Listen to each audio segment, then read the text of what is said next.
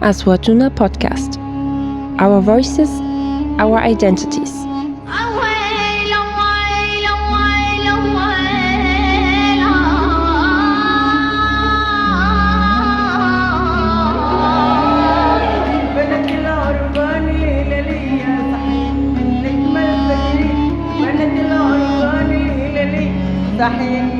أوها بديار رماني، أوها حلوة ملفاني، أوها حلفنا ما نقطفها، أوها لعز شفاء السلامة.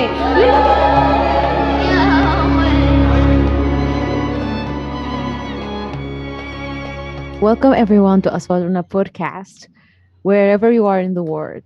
My name is Ines Agurbi. I am Tunisian. I'm a podcaster, a former NGO leader, and a big fan of blues music. I'm currently a marketeer, and I'm very happy to be hosting this episode with my co-host Adnan from Morocco. Hi, Adnan. Hey Ines, and welcome everyone. This is Adnan Abdulrahman.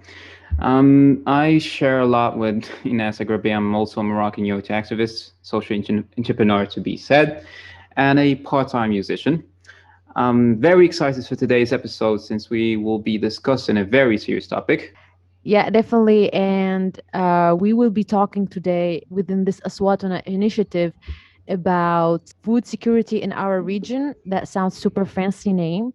It means that all people at all times have physical, social, and economic access to sufficient, safe, and nutritious food that meets their food preferences and diet needs for an active and healthy life. So basically, in much simpler words, food security is about having enough food for you, for yourself, for your family, or as well have quality food that does not cause you health problems. And guess what? Our region is one of the highest regions at risk. We are the highest region that is importing foods, and we are known very much about consuming a lot of food, right? I mean, like we have this in our culture and we consume a lot. And we were recently in Ramadan, and that is something that we are known for to consume, overconsume maybe. And so I did something super nice. Walk us through it, please. Yeah, so of course, when we're talking about the region, again, we're discussing about the Middle East and North African region.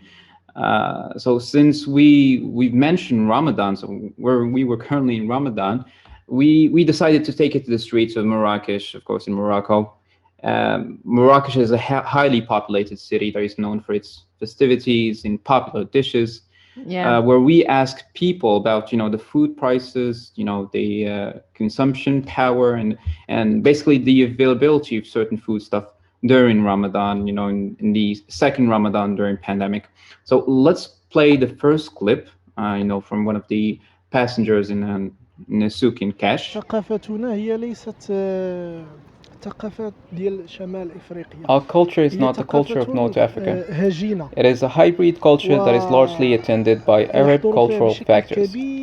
Because we North Africans are not ethnically Arabs, but Arabs in terms of culture. And this is not an issue of generosity to us, but it is related to a problem of procurement. Our consumption management is blurry and not rational in all things. And this reflects even on food, purchases and needs. Basically, everything we eat or consume. Our decisions are not subject to reason and logic, but rather to emotions and social relations pattern.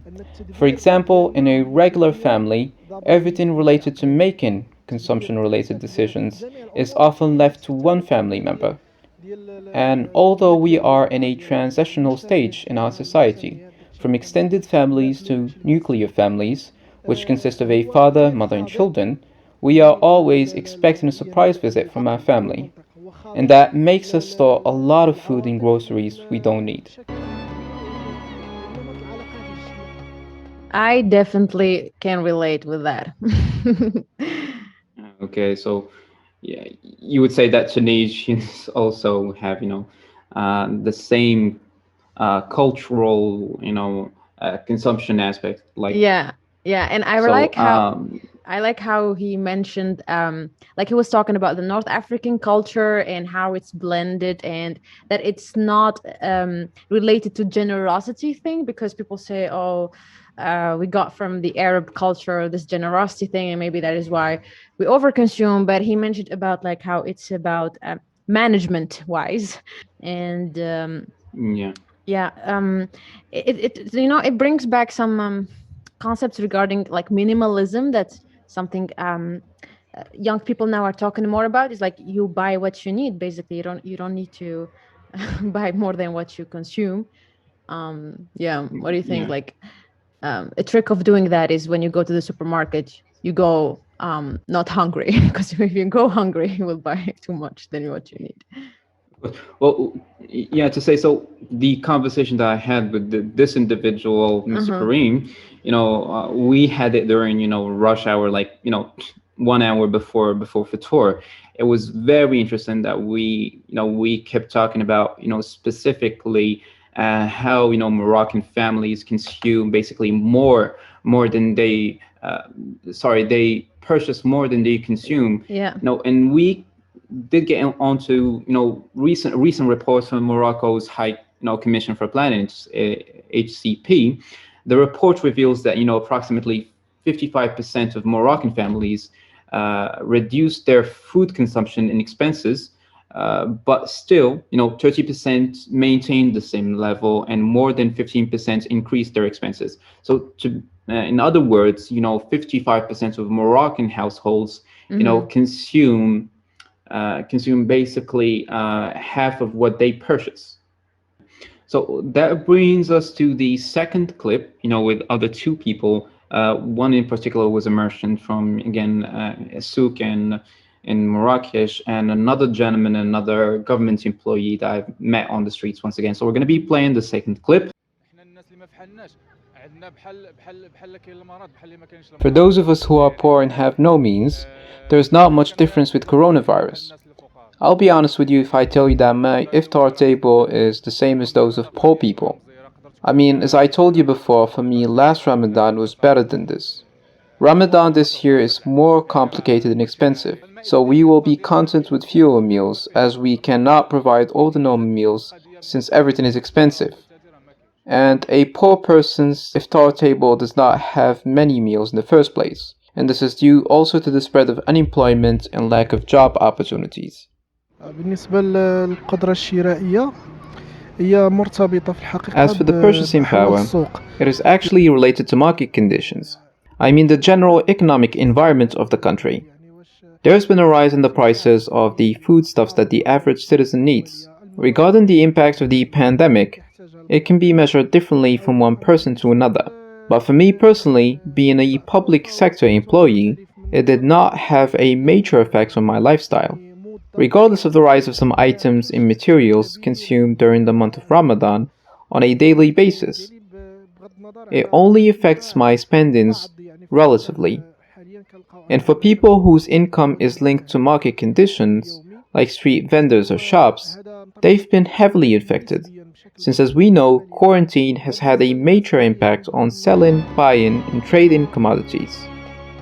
So, Ines, what I found, which is, super interesting and a bit of shocking, is when I Googled and did more about research about my country, about Morocco, is that, our country depends on imports to meet the domestic food needs. Yeah. Which is a lot shocking. We're consuming more than domestically produced. Yeah. With a serial import dependency ratio of, just to have in simple words, we're consuming a lot of, let's say green proteins, wheat, and dairy that is brought from other countries. Yeah. But our, half of the population in Morocco is rural, and it's highly dependent on agriculture for living. Yeah. So, and it's still that the country has high import dependency on basic food commodities. It's a lot shocking, actually, to get into these certain facts. It's like eye-opening for me. Yeah. And what you're saying, because North Africans lands, they share more or less the same qualifications per se, and the same reality, because you were talking about how it is in Morocco, and Tunisia is not even that better as a whole region, actually. So, I was looking, and I found on Statista for 2020 data that in Tunisia we had a trade deficit. So that means in simple words, you get more than what you give in terms of food sector and agriculture. And that is since 2018. since 2018, we are continuing of having these deficits.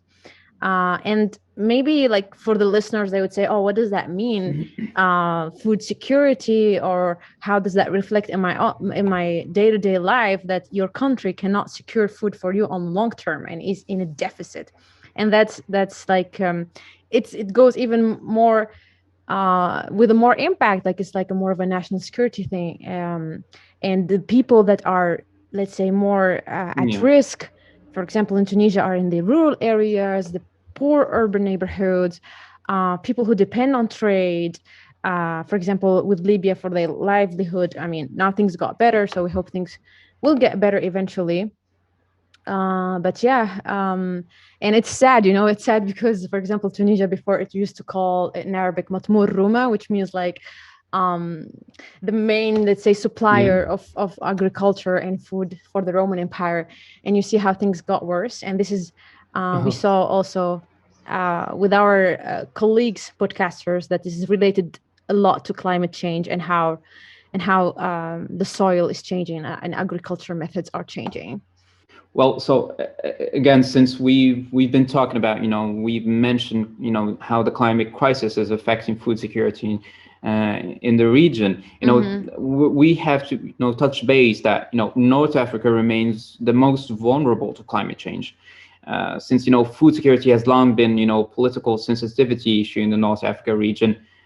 Food inflation issues, that trigger social unrest, political instability in a lot of countries, Egypt, Yemen. So, it's a major concern for all these countries. And that early in the coronavirus pandemic crisis, Egypt's government ramped up its plans for wheat stocks and more recently to move to buy enough supplies of wheat to feed its population for at least 1 year. That's interesting what you're saying. One of the effects of the climate crisis. Yeah. But of course, if we're going to get on the climate crisis, we're going to have to do another episode specifically on that. I think one of the things we can really quick on touch base is that we're not really aware how this is how this is going to really affect the lives of the next generations, because now we're taking everything for granted. You definitely gave the example when you went to the souks of Marrakesh and like people over consuming and they were like sharing, but we're still not there yet when it comes to really just consume what you eat. Yeah, in another issue that is highly related to the latter to climate change is that food wastage, of course. It also continues to be an issue. The United Nations Food and Agriculture Organization estimates an average of around 250 metric tons of food is lost in the MENA region each year, owing to food loss and food waste. Can you read that again? The more developed countries, Can you read that again? The number? So food wastage also, the United Nations Food and Agriculture Organization estimates that an average of about 250 metric tons of food is lost in the MENA region each year. Metric tons, yeah. Only to food loss in food waste. Yeah, that's. So the more developed countries in the region, led by Saudi Arabia, are responsible for much of the wastage, but to include also Egypt, Lebanon, Tunisia, Algeria, and Morocco as well. These are, top 10 countries that way more a lot of food that they're actually consuming. Yeah. So, and that is exactly what the first gentleman that we played the clip regarding the culture of when he that it's not about a culture of generous state that supports to citizens including subsidized. And just to give for the people who are listening, what does that mean for them on an individual level? That's around 250 kilograms of food a head is lost in the MENA region each year. So every individual, it's 250 kilograms of food is lost each year. And Wow. these are numbers according to the UN Food and Agriculture Organization. But when we downscale it on an individual level, it really hits hard. Yeah, and that is why, to dig a bit deeper into this, we have a guest of us that we asked for an expert advice, let's say, or an expert opinion, who is Leila Yassin. She's an experienced program coordinator, currently working as a senior advocacy at Rainforest in Amsterdam. And she's Amazing. a climate advocate with a demonstrated history of working in the environment. We asked her a couple of questions, starting by how can we explain food security in very simple terms? Here's what she said, ladies and gentlemen. Hi all, marhaba. My name is Leila Yassin.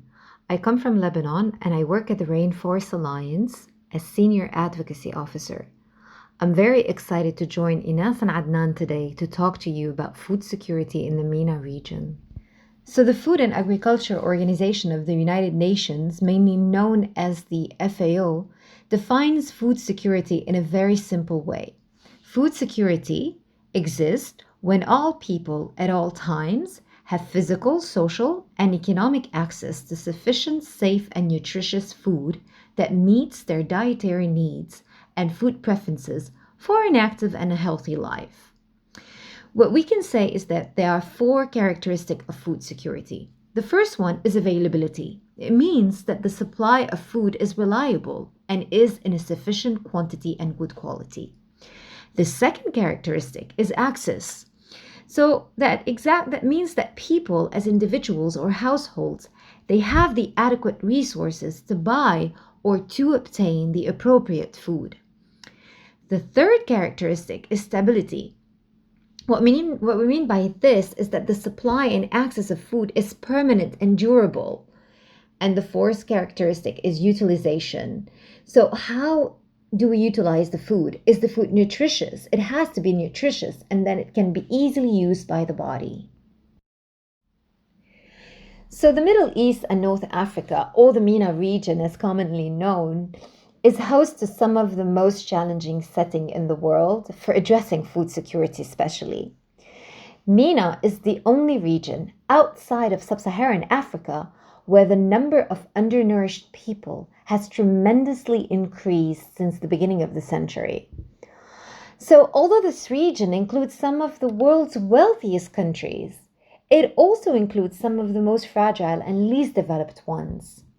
And this specifically creates a sharp contrast between abundant food, and more specifically abundant food waste in some part of the region, and a serious lack of basic and nutritious food in others.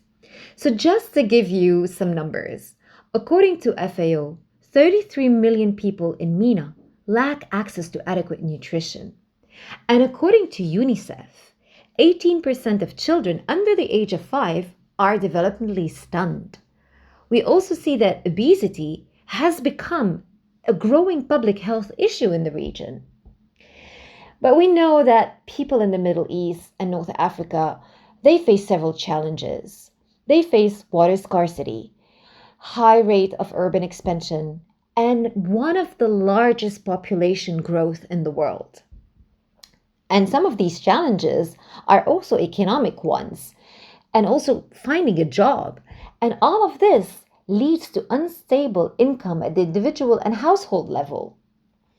And you can add on top of all of this conflict and refugee crisis that are currently exacerbating these challenges in several countries. But, we keep forgetting that also one of the biggest challenges in the near future, in the very, very near future, is climate change. Because climate change will affect all aspects of food security worldwide, and more specifically in vulnerable regions like MENA. And when I say it's going to affect all aspects of food security, I mean that it's going to affect from where it is grown until it comes into your plate. So the big question that you might ask yourself is why is the MENA so fragile when it comes to food security? I'm going to be very simple about it. The MENA region has the largest food dependence in the world. It imports more than 50% of its food. especially staple cereals like wheat. So, one of the issues is that environmental conditions in the region, they limit the potential to grow food. And as the population continues to rise, countries are importing MENA countries are importing most of their food needs and becoming less dependent upon domestic agriculture. And this specifically makes the region more vulnerable to high global food prices and market shocks and less resilient to other socioeconomic stresses. We also asked Mrs. Leila what are the practices that we can do as a young Arab to educate ourselves and the ones around us. And here's what she said. This is actually a very interesting question. For me, in order to come out of the vicious circle of food insecurity, we need to change the economic model that is making us dependent on food import and change it to a more sustainable one. There are several ways for young Arabs to engage in the path of sustainability and resilient food systems.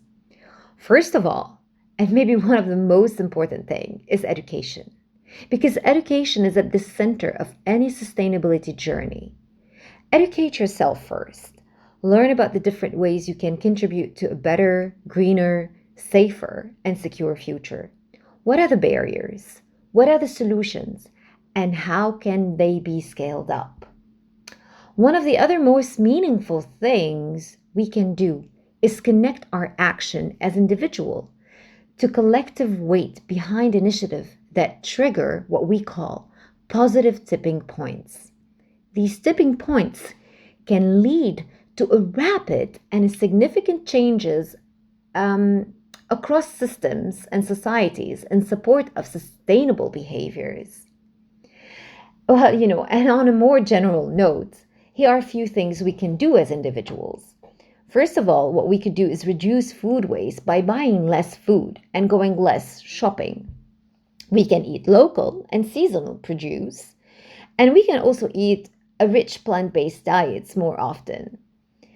And something that I find quite interesting and effective is to talk around us or around you about this specific issue of food insecurity and how it can be solved.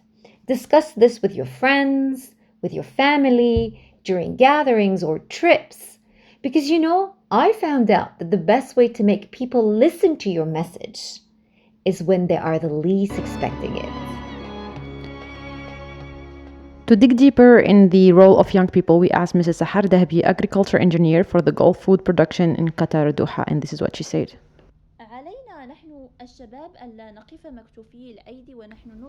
We, young people, should not simply watch and do nothing while we see the instability that society in general suffers from in the field of food security.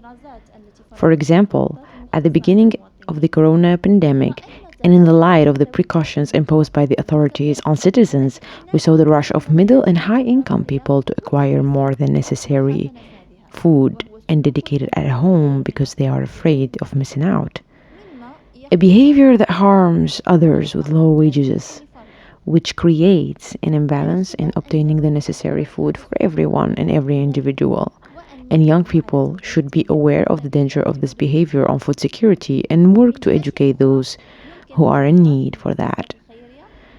On the other hand, it is possible to engage in charitable institutions which aims to distribute food to those who have difficulty getting enough of their nutritional needs, and also includes awareness programs for hotels, restaurants, companies, and individuals in order not to waste excess food. And instead, collect them in refrigerator trucks and in the most hygienic manner and distribute them for those who are in need. It is also worth noting that students should be made aware of the importance of the agricultural field when they choose their field of specialization. And young people, as well as graduates from school, should take care of the field of scientific research and contribute with new ideas to innovating.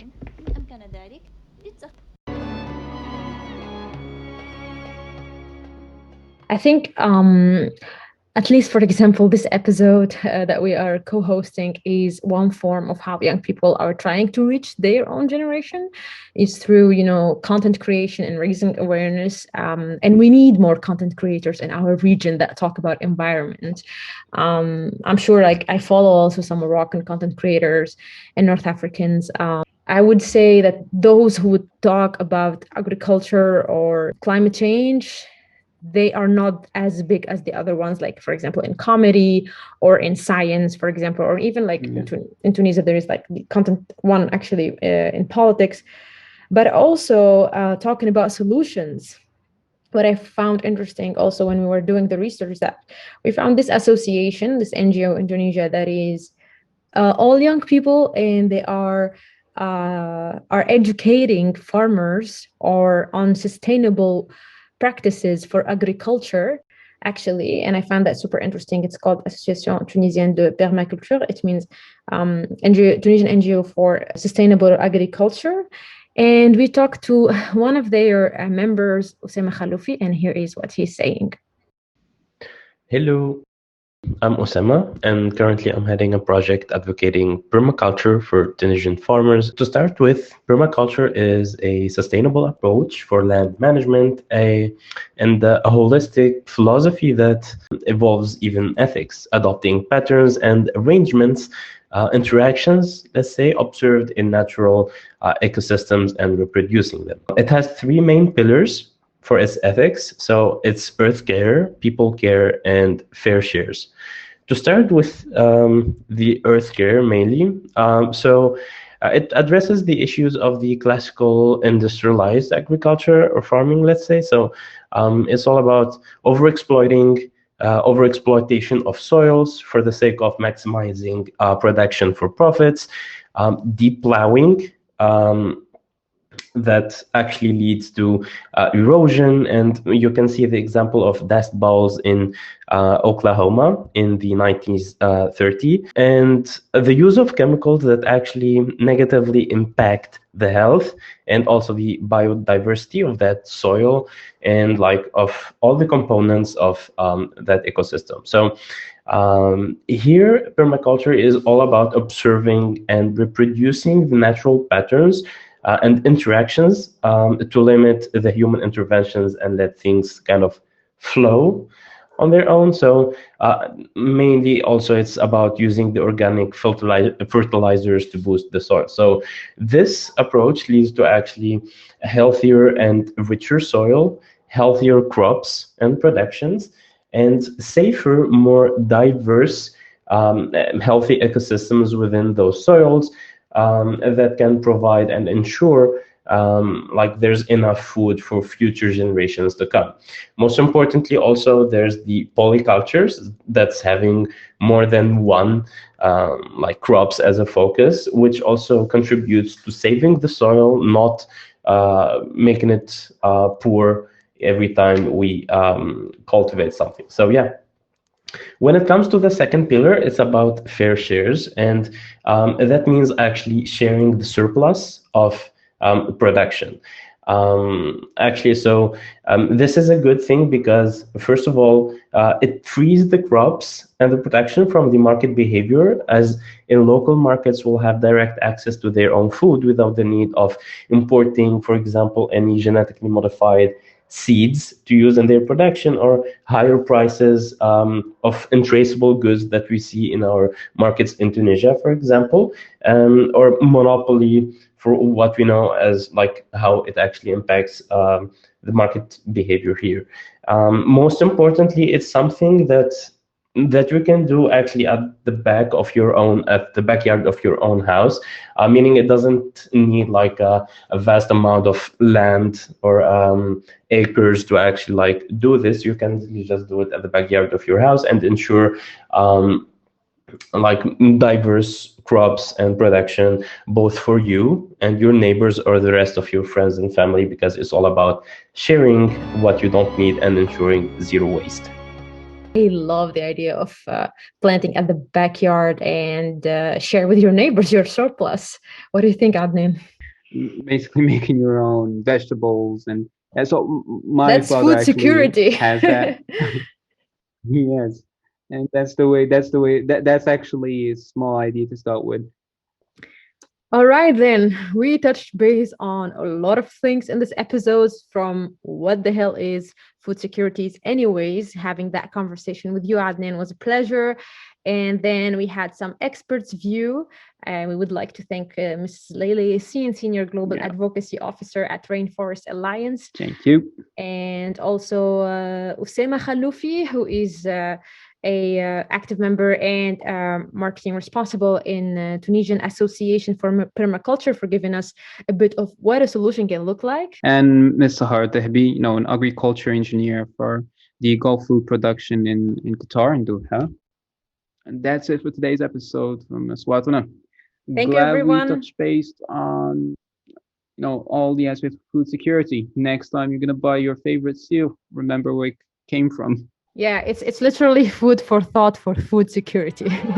Thank you, everyone, and see you next episode. Bye.